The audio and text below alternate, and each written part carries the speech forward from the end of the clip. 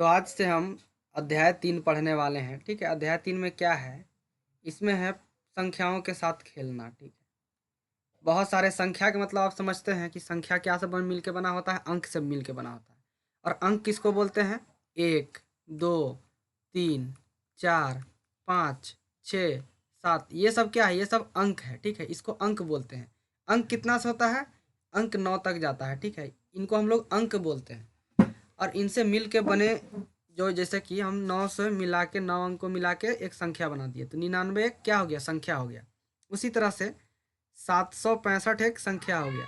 उसी तरह से 775 एक संख्या हो गया। तो ये सब संख्या है।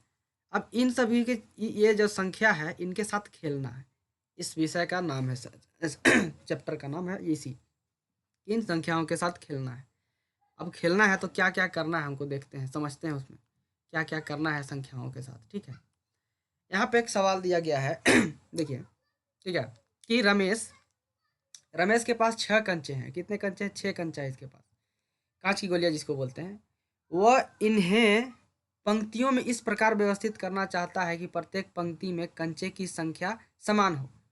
वजह उन्हें निम्न विधियों से व्यवस्थित करता है और कंचों की कुल संख्या परिकलित करता है। तो देखिए, रमेश के पास कितना है? 6 कंचा है। ये चाहता है कि इस 6 कंचा को इस तरह से सजा के रखे कि अगर वो 4 पंक्ति में सजाए तो चारों पंक्ति में बराबर कंचा रहे। अगर 2 पंक्ति में सजाए तो 2 पंक्ति में भी बराबर कंचा रहे। अगर एक पंक्ति में सजाए तो एक पंक्ति में भी बराबर कंचा रहे। ठीक है, तो कुछ कुछ विधि अपनाया है। ये वो विधि देख लेते हैं। सिंपल सा विधि है। पहला विधि में क्या किया है कि ये क्या किया है, प्रत्येक पंक्ति में एक कंचा रखा है। ठीक है, अब देखिए यहाँ पे कई गो पंक्ति बना दिया है।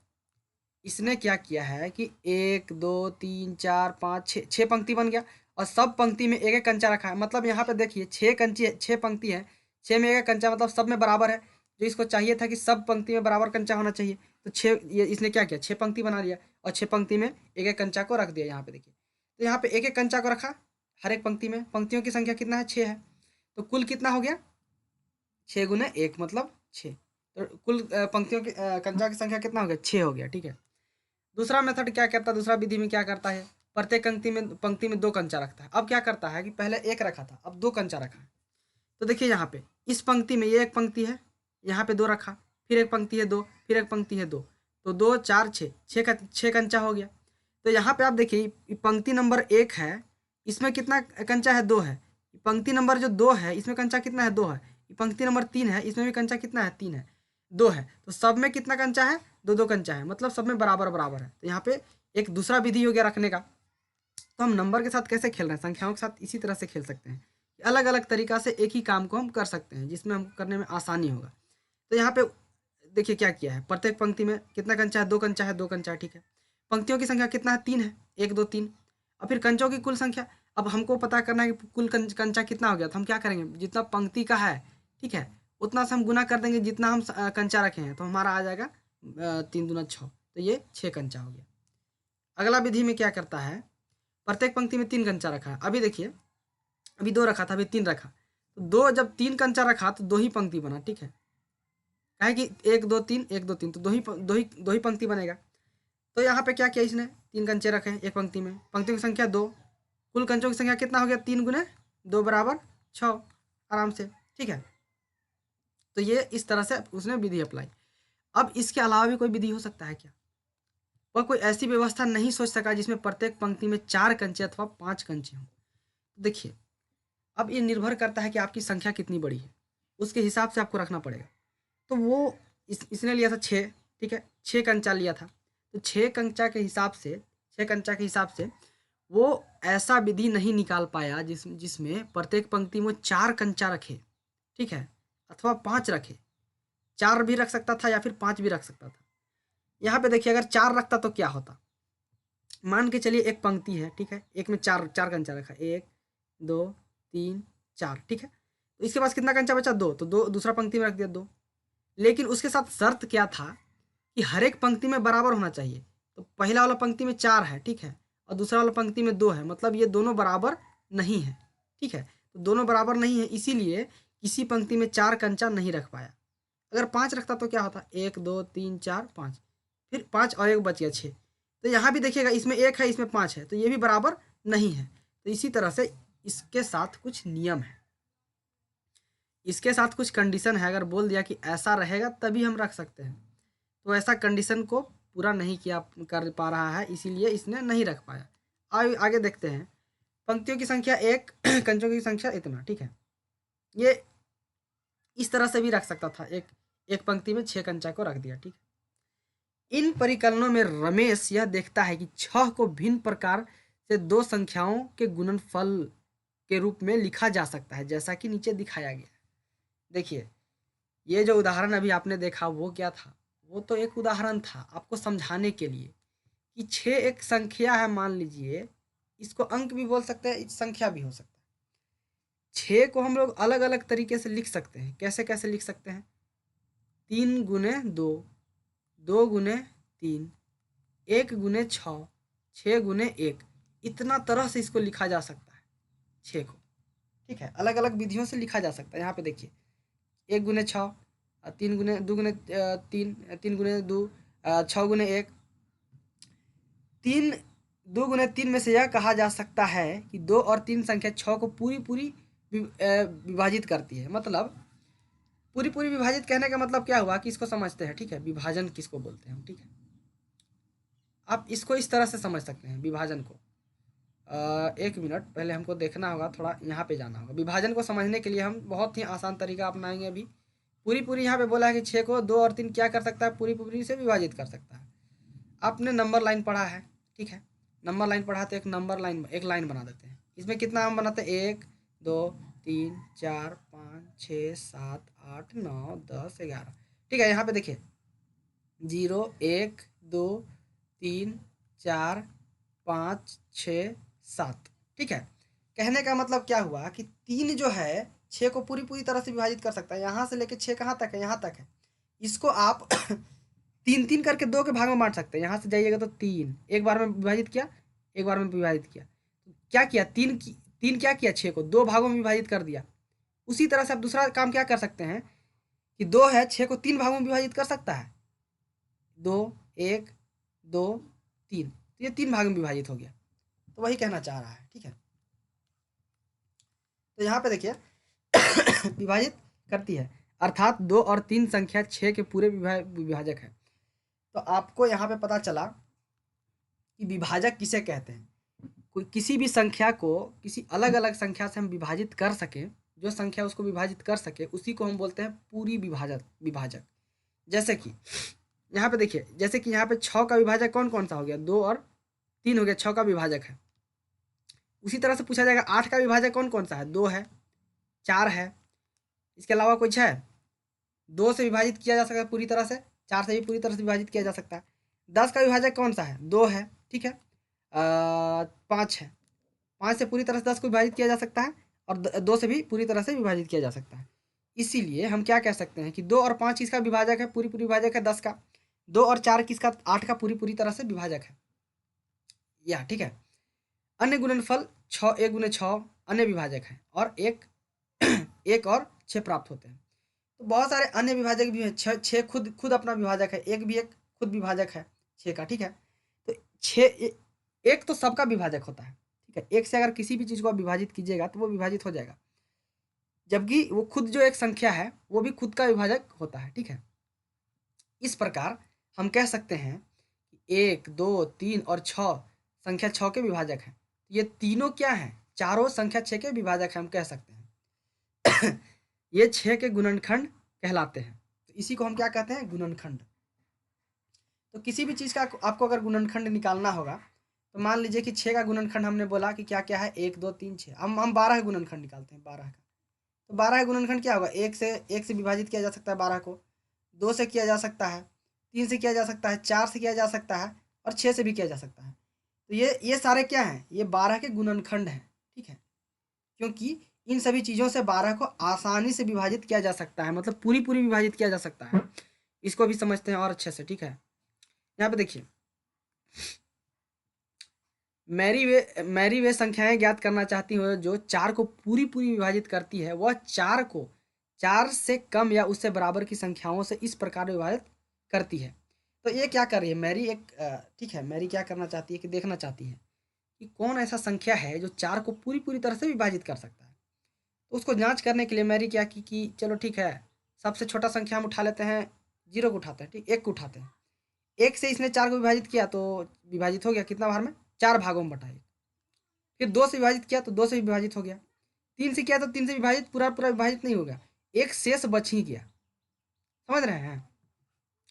कहने का मतलब क्या हुआ कि आपको एक, मान लीजिए एक लाइन है जिसका दूरी है 4 है, 4 सेंटीमीटर है, ठीक है, इसको बांटना है आपको। एक एक सेंटीमीटर, ये एक से विभाजित करने का मतलब क्या, एक एक सेंटीमीटर में बांटना है। मान लीजिए 1 सेंटीमीटर में बांटे, 1 2 3, 1 2 3 4, तो 4 भागों में बटा, तो इसी को हम लिखे 4। अगर हम 2 2 सेंटीमीटर में बांटते हैं तो यहाँ से यहाँ 1 और यहाँ से यहाँ 2, तो 2 भागों में बटता। लेकिन हम 3 सेंटीमीटर में बांट रहे हैं तो यहाँ से यहाँ 3 और यहाँ से ये इतना बच जा रहा है, क्योंकि आगे 3 हमको नहीं मिल रहा है। तो इसी को लिख दिए हम शेषफल के रूप में। तो यहाँ पे देखिए, फिर इसने क्या किया, 4 से विभाजित करके देखा, तो 4 से विभाजित किया तो पूरा आ गया एक बार में, ठीक है। तो यहाँ पे क्या हुआ, इसमें इसका भागफल कौन सा है, 4 है, शेषफल 0 है। भागफल 2 है, शेषफल 0। भागफल किसको बोलते हैं, जिससे हम विभाजित करते हैं उसी को बोलते हैं भागफल, ठीक है। तो इसमें भागफल 1 है, यहाँ शेषफल 1 है। इसमें देखिए भागफल क्या है, 1 है, शेषफल क्या है, 0। ठीक है, सॉरी यहाँ पे थोड़ा गलती हो गया। भागफल किसको बोलते हैं, जितने भागों में बांटा जाता है उसी को बोलते हैं भागफल। यहाँ 4 भागों में बांटा गया तो इसमें 1 भाग में, ठीक है, ठीक है, इसी को बोलते हैं भागफल। तो ठीक है, पता चल गया भागफल किसको बोलते हैं। यहाँ से भागफल उसी को बोलते हैं जितने भागों में बांटा गया। जैसे 4 से हम 4 को भाग दे रहे हैं तो कितने भागों में बांटेंगे, 1 भाग में, तो इसी को 1 क्या हो गया, भागफल हो गया। शेषफल क्या हुआ कि कुछ बांटने के बाद कुछ बचा तो वो हो गया शेषफल, इसमें नहीं बच रहा है तो 0 हो गया, ठीक है। सिंपल सा इसे समझ लीजिए। वह पाती है कि संख्या 4 को निम्न रूपों में लिखा जा सकता है। 4 को हम किस तरह से लिख सकते हैं वो देखें। ये देखिए, जब भी हम भागफल निकालेंगे तो इससे हमें पता क्या चलता है, किसी भी संख्या को किस किस किस तरह से हम लिख सकते हैं वो हमको पता चलता है। देख किस देखिए 4 को कैसे लिखते हैं, 1 गुने 4 लिख सकते हैं, 2 गुने 2 लिख सकते हैं, 4 गुने 1, इस तरह से लिख सकते हैं। वो ज्ञात करती है कि 2 1 2 और 4 संख्या 4 के पूरे पूरे विभाजक है, ठीक है, ठीक है। किसी संख्या का गुणनखंड उसका एक पूरा पूरा एग्जैक्ट विभाजक होता है। ध्यान दीजिए कि 4 का प्रत्येक गुणनखंड 4 से कम उसके बराबर है, ठीक है। तो किसी भी संख्या का गुणनखंड जो होता है उसका पूरा पूरा विभाजक होता है, ठीक है। कहने का मतलब क्या हुआ, इसको समझिए कि मान लीजिए कि 4 का गुणनखंड कौन सा था, 4 का गुणनखंड 1 था, 2 था और एक खुद 4 था। तो इन इन तीनों से अगर 4 को विभाजित कीजिएगा तो पूरी पूरी से तरह से विभाजित हो जाएगा। अगर 1 से हम 4 को विभाजित करेंगे तो 1 चौके 4, ठीक है, तो यहाँ 0 बचा। उसी तरह से 2 से हम विभाजित करेंगे 4 को तो ये 2 दूना 4, मतलब शेषफल 0 आना चाहिए, ठीक है। पूरी पूरी विभाजित करने का मतलब क्या हुआ, किसी भी संख्या को आप विभाजित कीजिएगा तो शेषफल 0 आएगा, मतलब वो संख्या पूरी तरह से विभाजित है।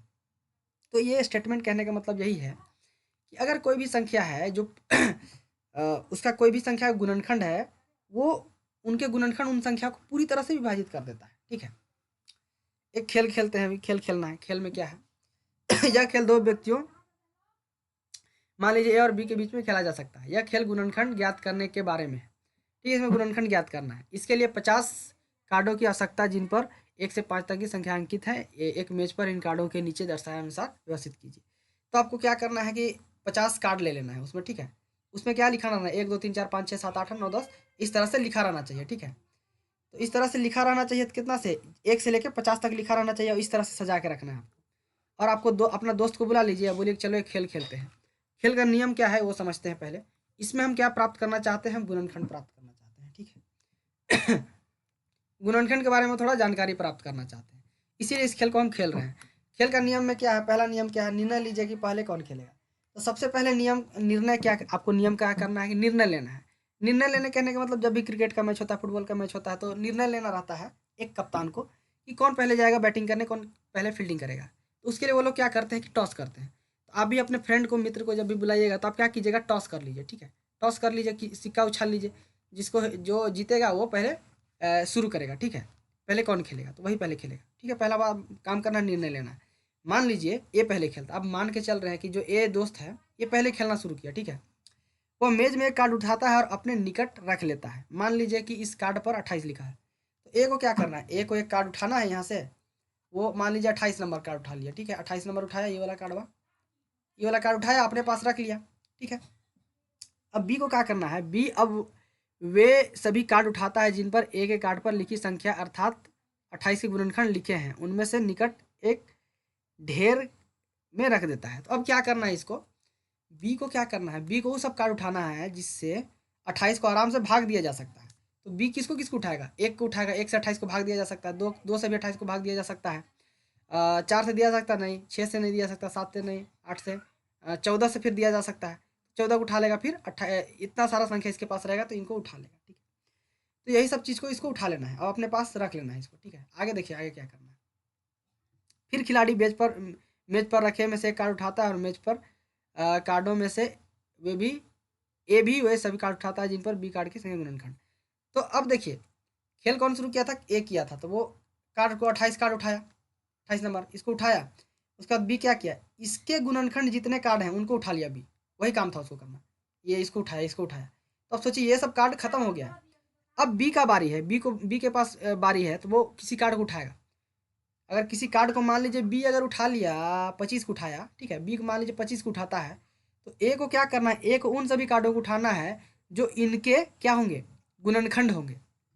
जैसे कि अब देखिए ये एक तो खत्म हो गया, दो भी खत्म हो गया, बचा कौन है, 5 बचा है, 5 बचा है, उसके बाद बस 5 ही एक ऐसा कार्ड है जो बचा हुआ है जो 25 के गुणनखंड होगा, तो बी ए उठाएगा 25 को। इसी तरह से क्या करना है कि खेल को आपको जारी रखना है, ठीक है। यह खेल तब तक जारी रहेगा जब तक कि सभी कार्ड ना उठा लिए जाएं, तो सब कार्ड उठा लेना है और ये खेल को तब तक जारी रखना है।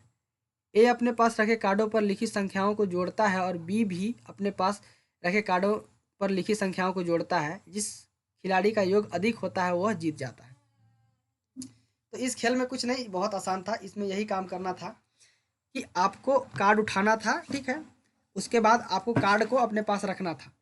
अब देखिए दोनों के पास जो कार्ड बच आया ख़त्म होने के बाद, तो आपको जोड़ना है, ठीक है। मान लीजिए ऐसे मान के चलते हैं, सिंपल सा उदाहरण मान के चलते हैं, ए के पास कितना कार्ड है, 25 है, 30 है, 50 है, 60 मतलब 50 के बाद नहीं, 60 नहीं, 45 है, 22 है, ये सब कार्ड मान लीजिए ए के पास है। और बी के पास मान लीजिए कि कितना था, 10 है, 15 है, 16 है, 20 है और 7 है, 9 है। तो इतना कार्ड बी के पास है, ये ए के पास है। अगर दोनों को जोड़ने के बाद जिसका ज़्यादा आएगा वो जीत जाएगा, ठीक है। यही था खेल, इसमें खेलना था, वो जीत जाएगा। कार्डों की संख्या को बढ़ाकर इस खेल को और अधिक रोचक बनाया जा सकता है। इस खेल को अपने मित्र के साथ खेलिए। क्या आप यह खेल को जीतने की कोई विधि ज्ञात कर सकते हैं। तो आप देखिए ये खेल को खेलना है अपने दोस्त के साथ। आप ये भी कर सकते हैं, अभी यहाँ पे 50 तक लिखे थे, यहाँ पे आप 100 तक कर सकते हैं, 1000 तक संख्या ले सकते हैं। इससे क्या होगा, इससे आपको फ़ायदा क्या होगा ये सोचिए। इससे ये फ़ायदा होगा कि आपको पता चलेगा कौन सा संख्या का गुणनखंड क्या होता है, आप आसानी से निकाल पाइएगा। आप इस खेल को जीतने के लिए कोई अलग अलग तरीका अपनाइएगा, तो उसमें भी आप सीखिएगा, ठीक है। जब हम 20 4 गुने 5 लिखते हैं तो हम कहते हैं कि 4 और 5 संख्या 20 के गुणनखंड है। हम कहते हैं जैसे कि 20 हम लिखे, 20 बराबर हम 4 गुने 5 लिख दिए, तो हम क्या बोलेंगे, ये दोनों क्या है, 20 के क्या है, गुणनखंड है, ठीक है, गुणनखंड है किसके, 20 के, ठीक है। हम यह भी कहते हैं कि 20 संख्या 4 और 5 का गुणज है, तो ये इसको हम बोलते हैं गुणज। 20 किसका गुणज है, 4 और 5 का हो गया गुणज 20, ठीक है, 20 क्या हो गया, गुणज। तो याद रखिए गुणज और गुणनखंड में अंतर क्या है। गुणनखंड क्या होता है कि मान लीजिए कोई संख्या हम ले लिए, इस संख्या को जितने संख्याओं से हम भाग दे सकते हैं उसको बोलते हैं गुणनखंड। और मान लीजिए कि 4-5 संख्या है, उससे अगर किसी संख्या को आसानी से भाग जा रहा है और जो संख्या है उसी को बोलते हैं गुणज। तो यहाँ पे देखिए 20 का है, एक सिंपल सा उदाहरण है 4 गुने 5, जिसमें 4 और 5 क्या है, गुणनखंड है, 20 क्या है, गुणज है, ठीक है। तो यहाँ पे देखिए 20 क्या है, गुणज है, और 4-5 दोनों क्या है, गुणनखंड है। निरूपण 24 को किस तरह लिख सकते हैं, 2 गुने 12, यह दर्शाता है कि 2 और 12 संख्या 24 के गुणनखंड है और 24 संख्या 2 और 12 का गुणज है, ठीक है। तो यहाँ पे आप समझ गए होंगे गुणनखंड और गुणज किसको बोलते हैं इसमें से। तो यहाँ से आसानी समझ में आया होगा इस उदाहरण के माध्यम से। तो हम कह सकते हैं कि एक संख्या को अपने प्रत्येक गुणनखंड का एक गुणज होती है। तो एक संख्या है, अपने प्रत्येक गुणनखंड का जो होता है ना एक गुणज होता है। ठीक है, यहाँ से ये कह सकते हैं, ये से आप ज्ञात कर सकते हैं। 45, 30 और 56 के संभावित गुणनखंड ज्ञात कीजिए। ये आप खुद से सॉल्व करके देख सकते हैं।